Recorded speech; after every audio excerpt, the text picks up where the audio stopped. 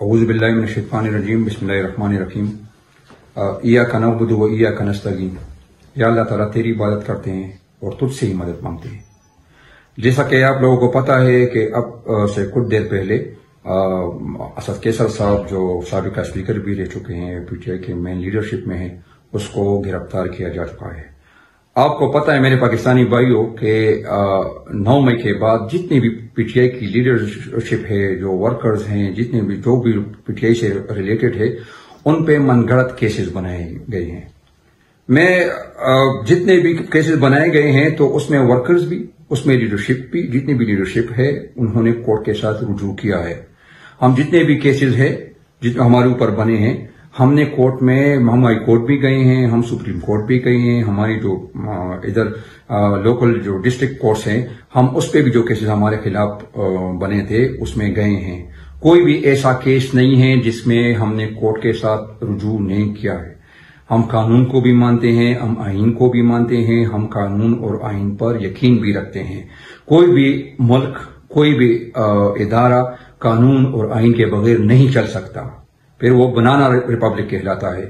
میری جہاں تک اسد کیسر صاحب کا تعلق ہے تو اس کے کیسز اس کے اوپر اسلام آباد میں بھی کیسز تھے، اس پشاور میں بھی تھے اور سوابی میں بھی تھے۔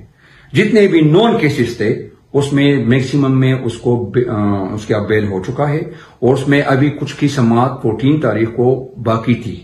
اگر ہمیں سزا دینا ہے تو ہمیں کس نے دینا ہے؟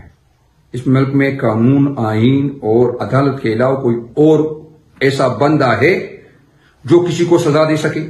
اگر ہو تو ہمیں بتائیں۔ قانون اور آئین جو ہے وہ سب سے مقدم ہے، وہ سب سے بڑھ چڑھ کر ہے۔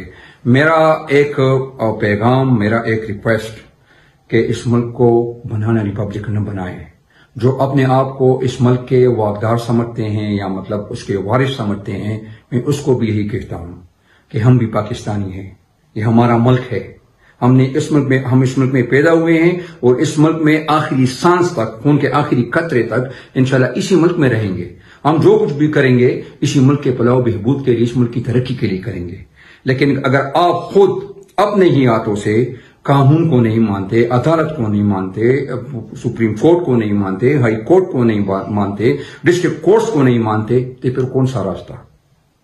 پھر کون سا راستہ ہے جس پہ ہم وہ کریں؟ آپ خود اپنے ہاتھوں سے اس ملک میں انارکی پھیلا رہے ہیں، اس ملک کو ٹکڑے ٹکڑے کرنے کی کوشش کر رہے ہیں۔ میرا ریکویسٹ اس ملک کے لیے، قسم سے جہاں تک میرا تعلق ہے تو اللہ کے علاوہ میں کسی کے باپ سے بھی نہیں ڈرتا۔ میں رسپیکٹ ضرور کرتا ہوں، میں عزت ضرور کرتا ہوں، لیکن ڈرتا موت اور زندگی یہ اوپر والے کے ہاتھ میں ہے، یہ میرے رب کے ہاتھ میں ہے۔ کسی کا باپ بھی میرا 1 انچ یا میرے کسی مسلمان بھائی کا 1 انچ ادھر نہیں کر سکتا۔ یہ میرا ایمان ہے، یہ میرے ایمان کا حصہ ہے۔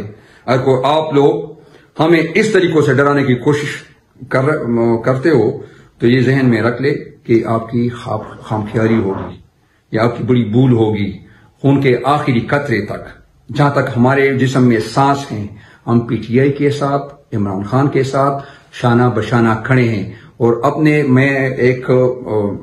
جو ہمارے ورکرز ہیں، جو ہمارے پی ٹی آئی کے جو آل اوور دا کنٹری، شکر الحمدللہ پی ٹی آئی واحد پارٹی ہے جو کے پی میں بھی ہے، جو سندھ میں بھی ہے، جو بلوچستان میں بھی ہے، جو پنجاب میں بھی ہے، اور جو گلگت بلتستان اور کشمیر میں بھی ہے، واحد پارٹی ہے۔